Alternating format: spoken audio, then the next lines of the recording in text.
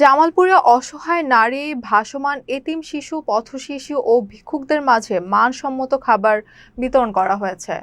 মানবতার সেবায় নিয়োজিত প্রিয় জামালপুর সমাজ কল্যাণ সংস্থার উদ্যোগে এবং মেরিনার হান্নান খানের আর্থিক সহায়তায় ৩০ মে দুপুরে জামালপুর রেল স্টেশন চত্বরে কর্মসূচি অনুষ্ঠিত হয়। অনুষ্ঠানে প্রধান অতিথি হিসেবে উপস্থিত ছিলেন দৈনিক ইত্তেফাকের সংবাদদাতা ও সংগঠনের উপদেষ্টা শাহ জামাল। এ সময় জামালপুর জিআরপি থানার ওসি রবিউল ইসলাম, সংগঠনের সভাপতি এস.এম. জাকির হোসাইন, সিনিয়র সহসভাপতি বখতিয়ার স্বপন, সাধারণ সম্পাদক টিপু সুলতান, মুখপাত্র ও সহসভাপতি মোহাম্মদ মোস্তাফিজুর রহমান, সহসভাপতি হাবিবুল্লাহ আকন্দ এবং প্রতিষ্ঠাতা ও মুখ্য সংগঠক মোহাম্মদ ফয়সাল আহমেদ সহ অন্যান্য স্বেচ্ছাসেবক উপস্থিত ছিলেন। আয়োজকরা জানান, সমাজের অসহায় ও সুবিধাবঞ্চিত মানুষের পাশে দাঁড়ানোর লক্ষ্যেই এই উদ্যোগ গ্রহণ করা হয়েছে। উপকারভোগীরা এই মানবিক উদ্যোগের জন্য আয়োজকদের প্রতি কৃতজ্ঞতা প্রকাশ করেন।